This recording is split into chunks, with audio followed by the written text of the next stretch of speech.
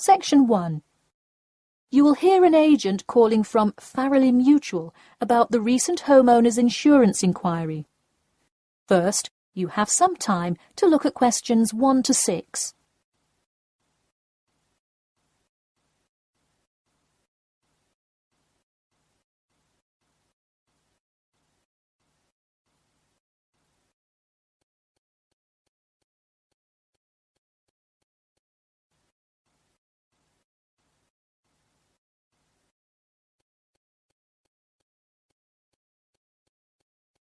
You will see that there is an example which has been done for you. On this occasion only, the conversation relating to this will be played first. Hello. Yes, I'd like to speak with Janet Evans, please. Speaking. Hi, Miss Evans. This is Jim Rodriguez, calling from Farrelly Mutual about your recent homeowner's insurance inquiry. The man says that he'd like to speak with Janet Evans. So, Janet Evans has been written in the space. Now we shall begin. You should answer the questions as you listen, because you will not hear the recording a second time. Listen carefully and answer questions 1 to 6. Hello. Yes, I'd like to speak with Janet Evans, please. Speaking. Hi, Miss Evans. This is Jim Rodriguez, calling from Farrelly Mutual about your recent homeowner's insurance inquiry. Yes, hi. Thanks for returning my call. My pleasure. I understand you are potentially interested in insurance for a bungalow located a bit out of town. Could you give me the address? Sure, it's 49 Greenway Court. Greenway is one word. Thank you. All right, and would you prefer to be contacted via email or phone? Either one is fine. Maybe try emailing me first, and as an alternative, I can give you my phone number. Great, and what is your email address? pk2@cat.com. Did you say cat as in the animal? Yes, it is the acronym for the construction company I work for. I'm sure you've seen them around. Yes, I have, and could you give me your primary phone number and the best time to reach you? Sure, the number is 020-4251-9443. I am generally unable to answer my phone at work, but any time after 5:30 p.m. is fine. I will make a note of that here. Now, I'm going to ask you a little bit about property itself, so we can make an accurate estimate of the cost of insuring your home. Could you tell me the size of your house? Well, I don't have the exact measurements, but I'm pretty sure it's right around 80 square meters. Should I measure it and call you back later? No, that's completely all right. I'll write 80 square meters for now to get the estimate, and then an agent will come get the exact measurements later on if you decide to purchase our insurance. Okay, great. And what material is your house made of? For example, wood, brick, stucco? It's mainly brick. Great. That will give you a lower rate than most of the materials, since it is so strong. Wonderful. And do you have any sort of home security, Miss Evans? We don't have a fence or anything yet, but we have an alarm system that we use regularly. Good. Before you hear the rest of the conversation, you have some time to look at questions 7 to 10.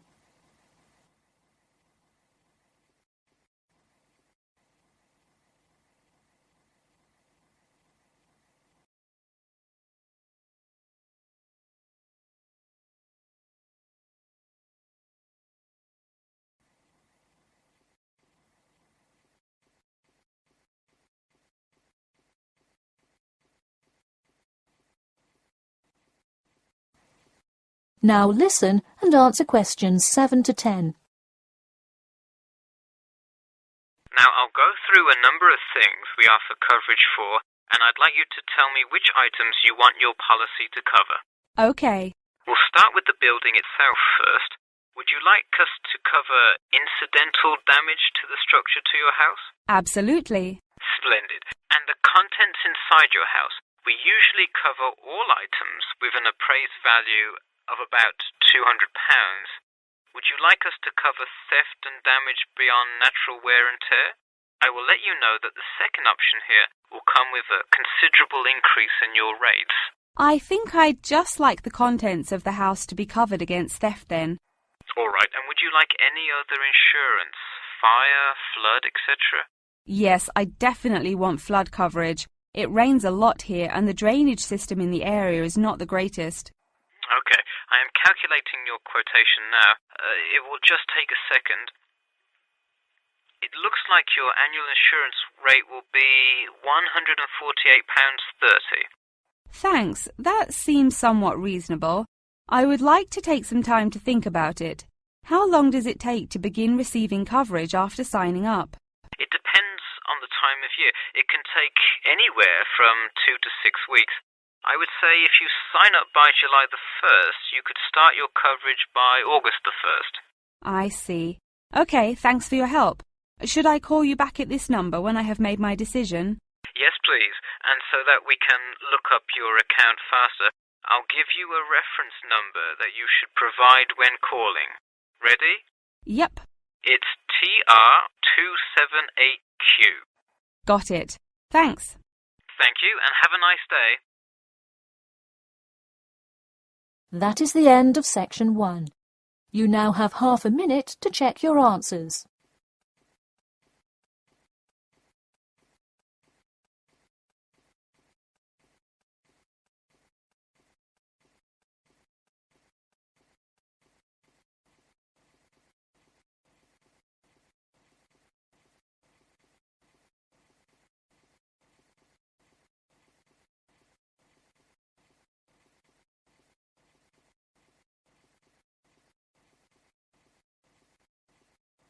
Now turn to section 2.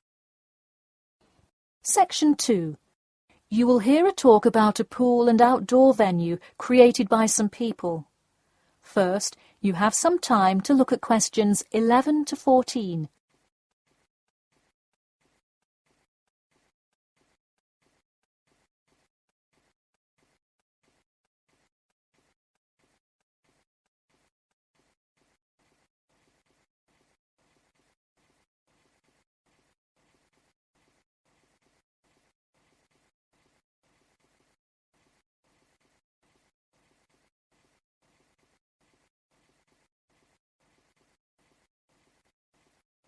Now, listen carefully and answer questions 11 to 14. Hey, if you're just joining us on WKPX The Sound, welcome. We're here in the studio with Matt and Cam in the morning, and this morning we're talking about keeping the kids occupied on summer vacation. Folks, there's a new kid in town in the world of summer fun. Get ready for the Pool of the People. A pool and outdoor venue created by, that's right, the people. Scheduled to open in November, the ideas for everything from the design of the pool right down to the items sold in the snack bar have been decided upon by a sample of 1,050 members of the public. The public selected 2 top proposals from over a dozen created by renowned architect Ned Mosby, and the final design is truly something else. The pool is shaped like a fishbowl, sinking down into the ground. And there's, you guessed it, a real live fish tank in the center. It's certainly the center of attention in the Bridgewater area. Now, you are probably wondering how much an extravagance like this must cost, right? Well, have no fear. At just £15 for adults and £10 for kids, it's an affordable way to entertain the kids in those dog days of summer.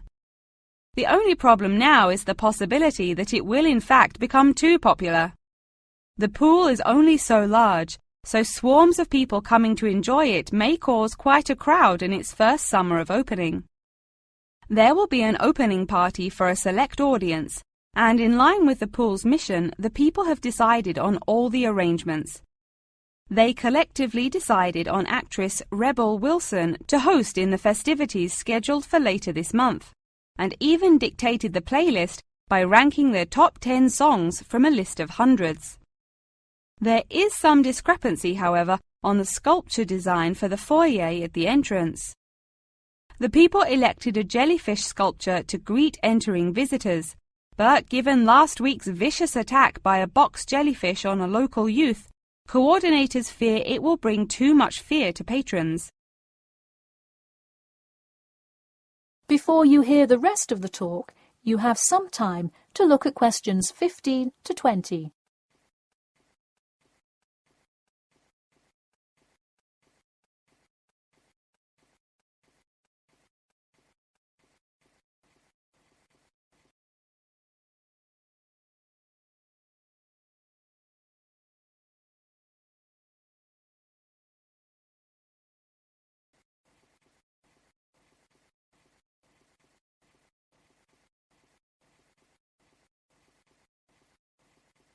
Now listen and answer questions 15 to 20.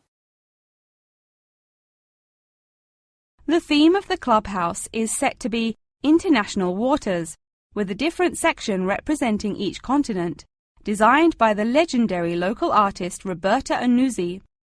Representing Asia in the reception area will be a mosaic made up of prominent animals indigenous to the continent. A camel, a panda, and the Siberian white tiger, to name just a few. In the West Lounge, feel the cool, icy vibes of the transantarctic mountains of Antarctica. Makes you cold just thinking about it, doesn't it? Just seeing a wall with a mural of the glacial mountains is almost enough to cool you off on a December afternoon. Almost.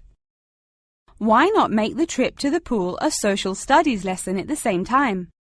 The theme in the ladies' lounge room for Africa may not be what you expected. A safari? Drum music? The Nile River? No. Did you know that Africa was home to the first jewelry? I sure didn't. By contrast, as you may expect, North America's theme for the card room is as modern, even futuristic as it gets. Annuzzi created for North America a sort of absurdist print, interestingly juxtaposing the moon landing of 1969 with an abstract depiction of humans living on Mars. Seems to me like an interesting commentary on the future of space exploration. And in the men's lounge room, the ancient forts of Sparta, Rome, Greece, and other European civilizations fittingly exhibit the strength and combatant characteristics of these societies. Finally, the cafe and breakfast room area is an enchanting round room that draws all attention to its center, where there is a strikingly realistic sculpture of a volcano. The delicious food may actually be only the second most exciting part of this room, in comparison to the 9-foot statue, complete with brightly colored molten lava to characterize South America. Honestly, it is like a museum visiting each room of the clubhouse. Why not make the trip to the pool an educational one for the kids? We're going to take a quick commercial break here at WKPX, but we'll be back in 10 with more on what's touted to be the summer's hottest place to beat the heat. That is the end of section 2. You now have half a minute to check your answers.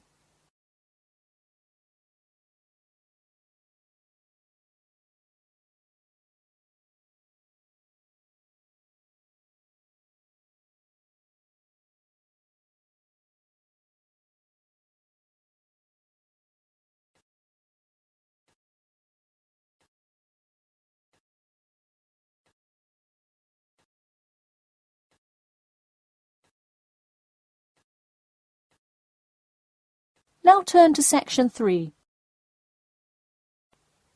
Section 3. You will hear two students called Jimmy and Kathy talking to their tutor about the current research paper. First, you have some time to look at questions 21 to 25.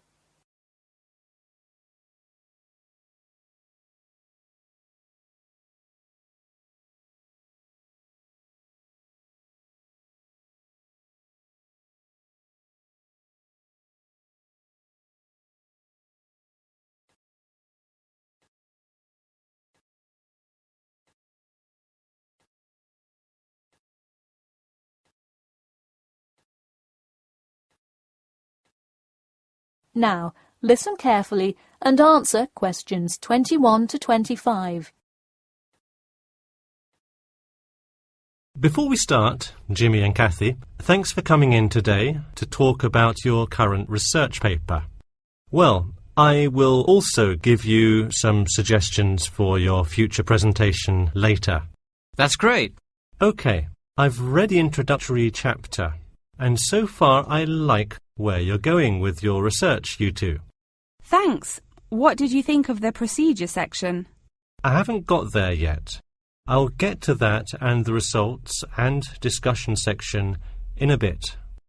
Oh, if you haven't read the rest, are you just saying you like the introduction? No, the layout is really well done. You have each section clearly marked and have the header and footer perfectly formatted. And your title page is right on the money. A lot of students have trouble with that one. To be honest, we did refer a lot to the example we received in class. That's good to do for spacing and layout, as long as you're not also copying the information. The background information is a little sparse, though. You may want to add to it. You think so? I was more worried about whether I had enough data. You definitely need more background information. I would think about finding some more online articles or doing more research in the campus library. That's a good idea. We can go tomorrow. I find it too tough finding the subject matter in the online journal database. I also like being able to flip through the physical journal as opposed to trying to scroll down on a computer. Me too. Oh, I almost forgot. I've included all of my citations in the abstract, but could you help me with the bibliography? I should be using a bibliography, right? Not an appendix. Sure, I can help with that. Yes, for this type of scientific research paper, list all sources that you cite in the body of your paper in a bibliography. Go to the website I gave you last time to see the exact way to list each source. Okay, thanks. I'll do that. We still have a lot of things to fix up. Yeah, but there's a lot of good stuff here to work with. So enough about the paper. How is the presentation going? Well, it's all right. I'm going to go try out the new presentation software while Jimmy's working on the bibliography. Yeah, we are hoping to make an animation of an actual pump, but still have a lot to learn about how to do that. Before you hear the rest of the talk, you have some time to look at questions 26 to 30.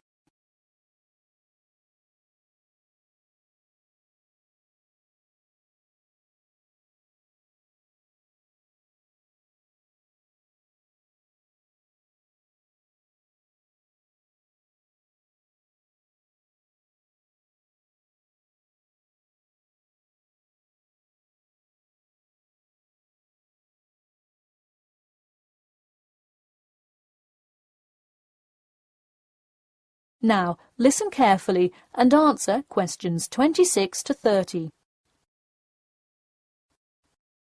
Who would have thought before we started this project that we would be able to recreate the motion of a pump? This stuff is just so interesting. So glad to hear it. Yeah, I am glad I took engineering this semester. I would definitely like to keep up with it. You know, there's an organization called the Machine Engineer Society. You should look into joining it. You'd need to score well in your engineering class to qualify, but I think you can do it. Interesting. I will definitely check it out. I would really like to get in contact with some professionals in the engineering field to find out more. I don't really know anyone in the field now, though. I think if you keep meeting people in your classes and professors, you'll be able to get in contact with some really helpful people. Well said, Jimmy. If engineering pumps is something you both are specifically interested in, make sure you stay up to date on new developments. In fact, you could visit the local water treatment facility periodically to see what new developments are going on. That may be a good way to get some practical experience. Well, I don't think they would let you handle any equipment by just visiting the facility. If you really want to get your hands dirty, so to speak, I would recommend instead seeking a summer internship. Wow, you have so many helpful suggestions for getting a leg up. Now, if only you could tell me how to get my work published. Wouldn't that be nice? Well, honestly, all you really need to do is, once you have a dissertation, present it. Present it often and to many audiences, and once you get feedback, adjust it. You'll get published one day. Wow, this meeting has been truly inspiring. Thanks for your help. That is the end of section 3. You now have half a minute to check your answers.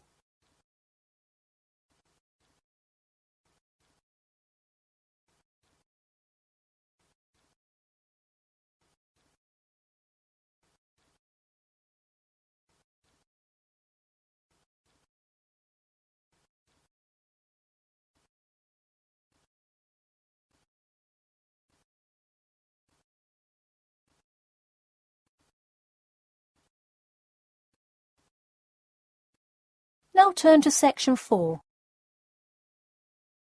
Section 4. You will hear a talk about amber, the formation of amber and its applications in different fields. First, you have some time to look at questions 31 to 40.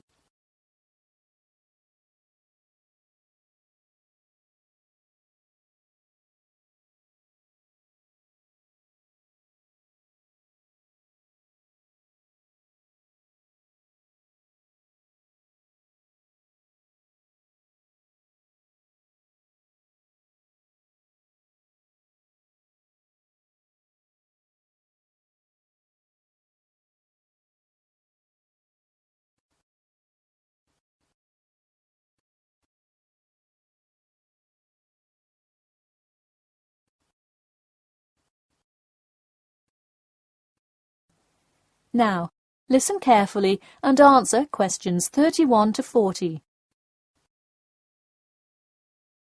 Tonight I'm going to present an overview of the research on amber. Okay, I'll start by giving a brief introduction about amber, then talk about the formation of amber, and then describe amber's applications in different fields. First of all, what is amber? Amber is not a stone, but is ancient fossilized tree resin, which is the semi-solid amorphous organic substance secreted in pockets and canals through epithelial cells of the plant. And why is resin produced? Although there are contrasting views as to why resin is produced, it is a plant's protection mechanism. The resin may be produced to protect the tree from disease and injury inflicted by insects and fungi. Amber occurs in a range of different colors. Besides the usual yellow, orange and brown, other uncommon colors are also associated with it. Interestingly, blue amber, the rarest Dominican amber, is highly sought after. It's only found in Santiago, Dominican Republic. There are several theories about what causes the blue color in amber. The most common one links it to the occurrence of volcanic dust that was present when the resin was first pressed out from Hymnaea protera millions of years ago. At this point, you might be curious about how amber is formed. Molecular polymerization resulting from high pressures and temperatures produced by overlying sediment transforms the resin first into copal. Sustained heat and pressure drives off terpenes and results in the formation of amber.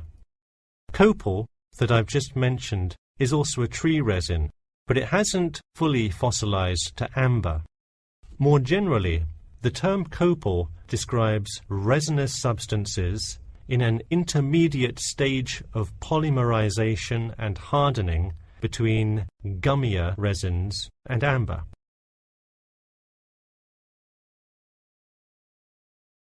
So where can we find amber?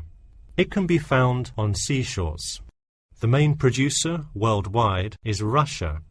In fact, about 90% of the world's available amber is located in the Kaliningrad region of Russia, which is located on the Baltic. Here, The resin is washed up on the coast after being dislodged from the ocean floor by years of water and ocean currents. However, exposure to sunlight, rain, and temperate extremes tends to disintegrate resin. This also indicates that amber is not really an ideal fossil preservative for most uses. We've already learned that amber is made of tree resin. It often includes insects that were trapped within the tree many millions of years ago. A piece with a visible and well-arranged insect is generally valued much higher than simple, solid amber. One Dominican amber source reported finding a butterfly with a 5-inch wingspread. This is both a large and unusual find, and most butterfly specimens have no more than a 2-inch wingspan. Inclusions in Dominican amber are numerous, 1 inclusion to every 100 pieces. Baltic amber contains approximately 1 inclusion to every 1,000 pieces. Now that you have a basic knowledge of amber, I'd like to talk a bit about amber's application in different fields. First, amber is appreciated for its colour and beauty. Good quality amber is used to manufacture ornamental objects and jewellery. For instance, using a variety of exclusive, first-class quality natural Baltic amber with silver to make natural amber jewellery. But due to the biodegradation of amber fossils, people with amber jewellery have to take special care of it to ensure that the amber is not damaged. It was previously believed that amber worn on the neck served to protect one from diseases of the throat and preserved the sound mind. Callistrate, a famous doctor in the Roman Empire, wrote that amber powder mixed with honey cures throat, eye, and ear diseases, and if it is taken with water, eases stomachache. While the mystery around that use of amber has not been cleared, one thing is sure: it will help effectively to defeat small malaises. Amber has even been used as a building material. Amber created the altar in St. Brigida Church in Gdansk, Poland.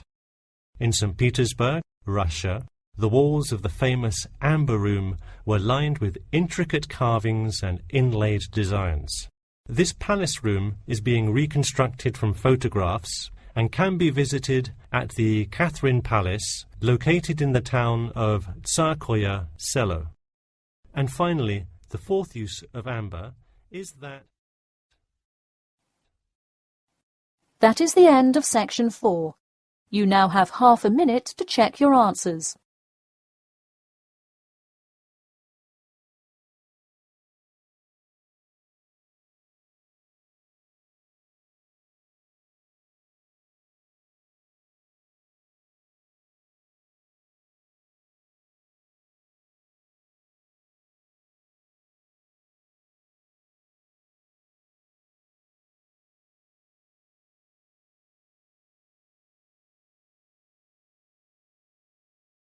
That is the end of the listening test.